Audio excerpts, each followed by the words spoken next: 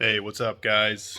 Steve Nozilla here, coming back to you again. A few weeks now, I think, from the last video, but things are ramping up pretty good here for August, and we're going to be doing a bunch of shows, starting out with the Nissan Meet in Englishtown, New Jersey, next weekend, and then following up with Atlantic City, obviously, with the Northeast Skyline Meet later on in, I think it's like August 22nd. So if anybody's looking for some skylines or wants to hang out, come by and check it out. There's going to be some great meets. So this is kind of a exciting video today. I got some really cool parts came in. One from my sponsor, Radium Engineering, brand new product off the line from them, which is, again, every time I get anything from these guys, I am just absolutely floored by the quality and the presentation. And obviously later on after the installation, the performance of everything that everything that they make and they provide. So I can't thank them enough. So I'll get into that a little later. I think I might actually do like a complete separate video for that, because I want to take the time to go through like a detailed look of this product they did for basically for drop-in like GTR top hat fuels surge tank. It's a single unit. Replaces the OEM unit. Even has a float in there for your factory fuel level sensor. It's well done. Anyhow, I'm going to stay on track for this video. So I've been kind of hinting a little bit about switching up gearboxes for the GTST, and I think I might have dropped a line here or there saying that there was something coming, and it finally showed up today. It's been about, I think, a 7-month or so wait time from when I ordered it. And, you know, I get it. It's COVID era right now. Everything's slow. Parts are, out of stock. Material costs are high. It's difficult to ship things. I get it. So anyways, we're here. It's finally showed up. I have a few small reservations with how it arrived. I'm not going to get that into that on air, but all in all, this thing is pretty badass. So let me flip the camera around and show you guys what we're working with. So this is the Samsonis 6-speed universal sequential dog box. This is going to be going in Nozilla, replacing the T56 Magnum with the S1 sequential shifter on it. I think I've hinted before that setup is absolutely awesome, but I'm afraid it was very much like a entrance drug to really want to experience the real thing. So again, with following suit with just the absolute ridiculous amount of scope creep on this build, I ordered this gearbox back in January, and I was hoping that it would be in before, well before August, or whatever, so we could bring it out to the meets and I get some actual track time with this thing. And honestly, guys, the car still hasn't been finished. Like the tune hasn't been finished yet. I've been waiting for a time to get back with my tuner and stuff, but it just hasn't come up yet. So this August, I got a stack of parts that got to get installed. I have the Ross dry sump. I have the Samsonas now. It's going to be going in it. It's still got to finish the tune. I have another head being built for the car right now. That's a shimless bucket head, which is going to increase the rev limiter quite a bit. And allow me to have a little more fun with the car. So these are all probably going to be on hold until, I'd like to see it happen before we get into the fall, but realistically it's probably going to be more winter projects, but that's all right. It's cool. It'll be a cool winter project. Anyways, back to this gearbox.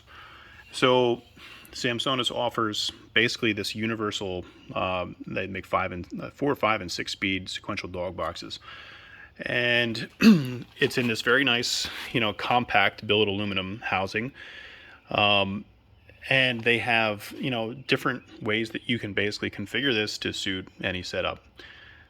You can see this has an adapter plate bolted to the front. It has a input shaft. This came obviously not attached. I put this in earlier, but I mean any input shaft can be put in. Any adapter, any bell housing adapter can be bolted on, and any rear output shaft can be bolted on as well. So you can put any flange on here as you want. So since I already have the T56 in this car, and I had the everything set up for the T56, I had the QuickTime SFI certified bell housing for this already set up to connect to the RB. We determined that the easiest way, and probably the best way, was to set this gearbox up for a T56. So we have the T56 adapter on the front, and I am going to put the QuickTime bell housing for the T56 to RB bolted onto this, and this will bolt right up to the RB. And I even have the T56 output here as well. So the slip yoke for my drive shaft, which is built for the T56, should slide right in here.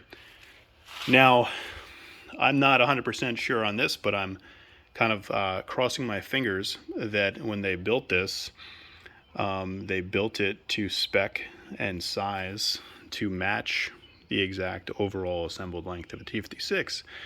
If they did that, then literally all I have to do is make a cross member for this to get it into the R32 chassis, and then just hook the shifter linkage up and wire it up, and we'll be in. My other concern was that if it doesn't work out this way, I might have to make a custom drive shaft. That's no big deal. I use a company called Shaft Masters. I know it's a funny name, but they're great. They're affordable, and they've got a quick turnover. At least they did a couple of years ago. I've had a couple of drive shafts made for me. So yeah, we'll see. I was gonna try to get under the car a little bit later tonight. Get it on the quick jacks, and then kind of get an overall measurement from the bell housing back to the where the slip yoke slides into the rear end, and see if this actually matches up. And that would be absolutely awesome if it did. But if it doesn't, again, no worries, right? So I'll flip it back around. So again, like I said, I mean, this is like a real nice compact package. It's basically got like a universal or remote mounted shift lever. This is all billet aluminum, pretty nicely done, good fit and finish. It's got a very wide, plate on the bottom for mounting. So, and obviously that comes with this linkage here. And you have these heim joints that go into the linkage, and this can be cut to whatever length is required, and then they give you the required hardware to press into the end to where you are to line up with wherever you mount your shifter. Then so I'm still learning about this a little bit. That actually wasn't a lot of instructions or any kind of technical material that came with this, so I'm kind of fiddling around with this in the garage a little bit right now, trying to figure this out, right? So the main linkage is back here, and this is all actuated by this rod, which is then pushed back and forward by this rod, which moves this lever back and forth this way. There is also a cable, like a wire here, which has a cable housing down here, which then gets assembled up into this lever right here. And from what I've been able to determine, this lever needs to be pulled up in order to access neutral, and I'm assuming reverse as well. I haven't found reverse or figured out exactly how to get it into reverse yet, but I was able to shift through all the gears from neutral, 1, 2, 3, 4, 5, 6, and then back down and get it into reverse, but I still haven't figured out the exact sequence for getting into reverse. So this is a little bit different than if you had like a synchro box. With a synchro box, I mean, a lot of times when you're sitting out like on the bench like this, you can literally shift right through. It'll go 1, 2, 3, 4, 5, 6, wherever, H pattern, sequential, whatever you have on here. So this, I mean, obviously this is a dog box, so the dogs basically get jammed in place. You know, when you shift, there's no synchro mesh whatsoever. So the input shaft needs to be spinning in order for there to be an opportunity for the dogs to, you know, to slap into place. So I'm not gonna try to do this right now, holding the camera and stuff. But I mean, you guys can imagine this gets pushed forward, or yeah, pushed towards the back, which will then, you know, shift up, and then pulling it forward like this will shift down. But pretty nice package. This appears there. I believe this is the load sensor, and then I believe this is the. I believe back here.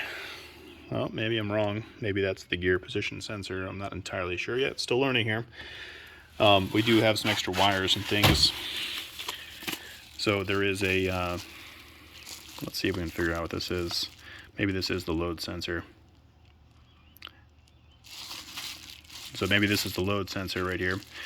And then that must be the gear position sensor. I do see multiple wires on that, which would make sense. And, you know, it comes with some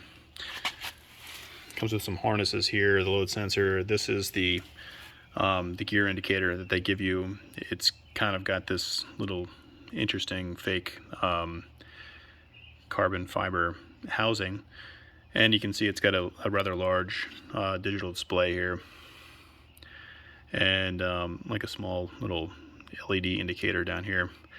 So I mean, obviously we'll get this thing hooked up, and you know, we'll test it out once it's in the car and stuff. And this came with a harness. I get some positioning pins, you know, some cable ends for this neutral selector, and then your other end of the press and fitting to get the other heim joint that's in the bottom of the shifter. So all in all, really cool. Very excited. Can't wait to get this thing in the car. Definitely going to be a game changer for sure. So anyhow, we will do a little bit of research tonight and see what we can do as far as, you know, the overall assembled length, and see what makes sense. Anyhow, not much progress on the white GTR at the moment.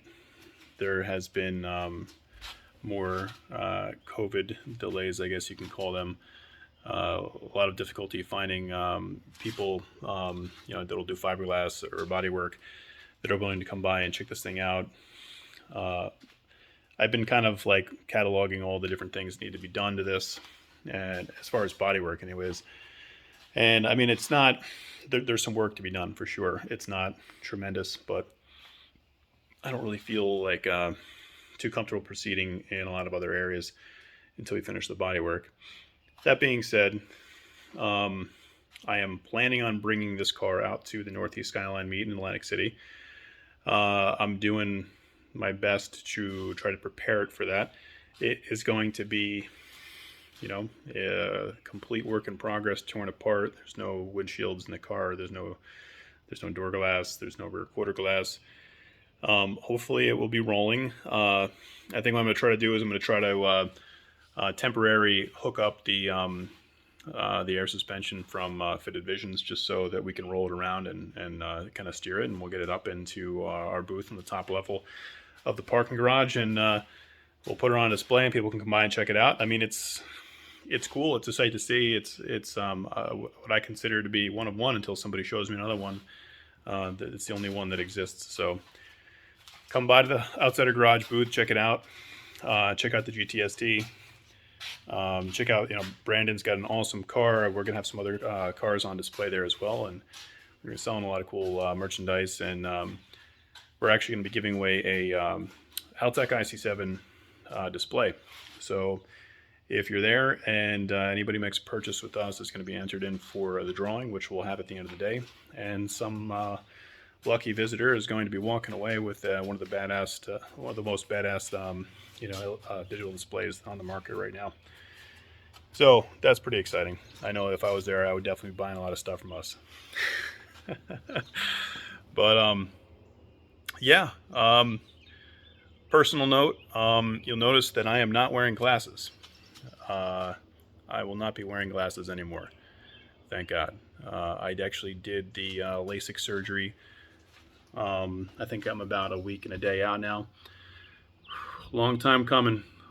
Should have done this like 10, 15 years ago, but finally got the balls to do it. I don't know if anybody out there is considering doing it or not. It's a life-changing thing, and I'd suggest that you you go ahead and you pursue it. It's not as bad as you would imagine, but it certainly is very, very weird and certainly a little uncomfortable. And it leaves you in a pretty vulnerable state for a little while. But like I said, I'm about a week and a day out, and I'm walking around, I'm talking, I'm doing normal shit, and I mean, I can see as far as, you know, the eye can see, which before was probably only about like 5, maybe 4 feet in front of my face. So big difference.